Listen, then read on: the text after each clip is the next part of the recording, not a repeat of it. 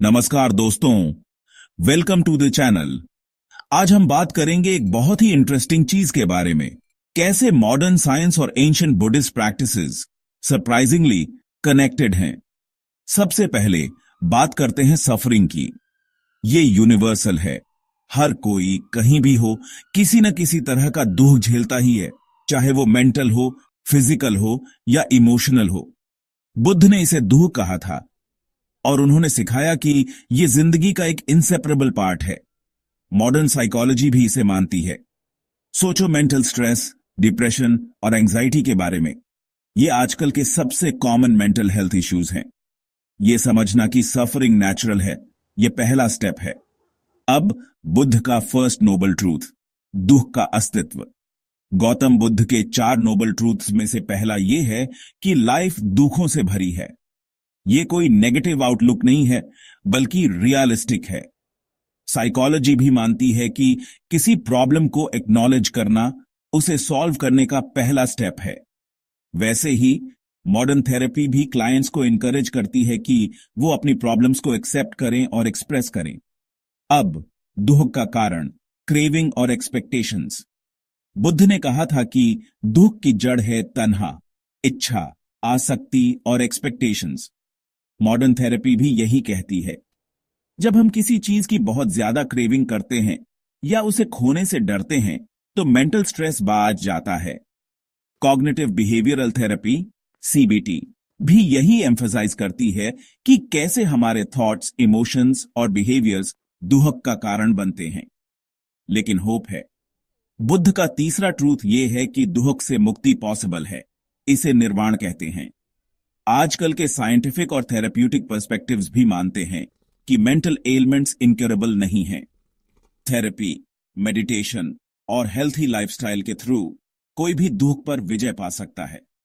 यह जानना इंस्पायरिंग है कि हमारे पास ऑप्शंस हैं। बुद्ध का 8 फोल्ड पाथ बुद्धिस्ट थेरेपी का एक ब्लूप्रिंट जैसा है। Right view, right intention, right speech, right action, right livelihood, right effort, right mindfulness और राइट कंसंट्रेशन। ये सब बिहेवियर, थॉट और मेडिटेशन पर फोकस करते हैं। साइंटिफिक थेरेपी का भी यही एम होता है, थिंकिंग इंप्रूव करना, बिहेवियर चेंज करना और माइंडफुलनेस के थ्रू मेंटल स्टेबिलिटी अचीव करना। माइंडफुलनेस की बात करें तो यही साइंस और बुद्धिस्ट ट्रेडिशन मिलते हैं। माइंडफुलनेस मेडिटेशन, जो अब यूएस और यूरोप में सीबीटी में वाइडली यूज होता है, ओरिजिनली एक बुद्धिस्ट प्रैक्टिस है। ये प्रेजेंट मोमेंट में रहने की कला है।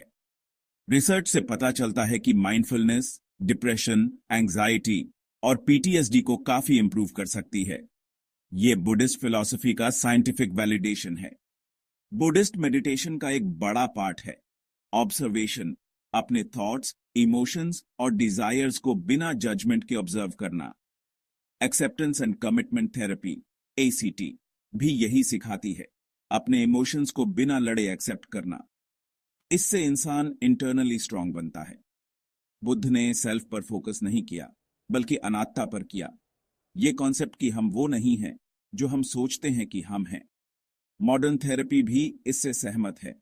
हमारा सेल्फ कोई परमानेंट एलिमेंट नहीं है, बल्कि एक्सपीरियंसेस का एक फ्लो है। ये आइडिया लोगों को अपने सफरिंग को अपनी आइडेंटिटी से अटैच करने से फ्री करता है। करुणा बुद्धिज्म का एक और कॉर्नरस्टोन है।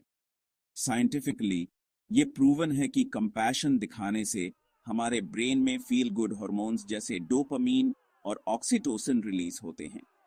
थेरेपी भी कंपैशन और एम्पैथी को मेंटल हीलिंग के लिए एसेंशियल मानती है।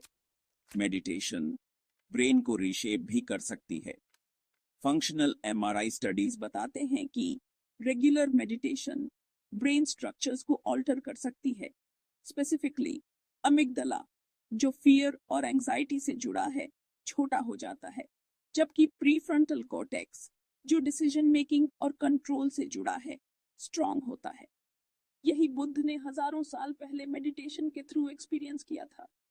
साइंस और बुद्धिज्म दोनों मानते हैं कि प्रैक्टिस, ऑब्जर्वेशन और बैलेंस्ड पर्सपेक्टिव से दुख कम किया जा सकता है। ये यूनियन बुद्धिस्ट और साइंटिफिक अप्रोचेस के बीच एक डीप सिमिलैरिटी को दर्शाता है।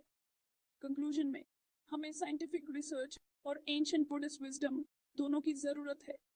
मेडिटेशन, कंपैशन, माइंडफुलनेस और मॉडर्न थेरेपी को कंबाइन करना ही सफरिंग से ओवरकम करने का ट्रू पाथ है।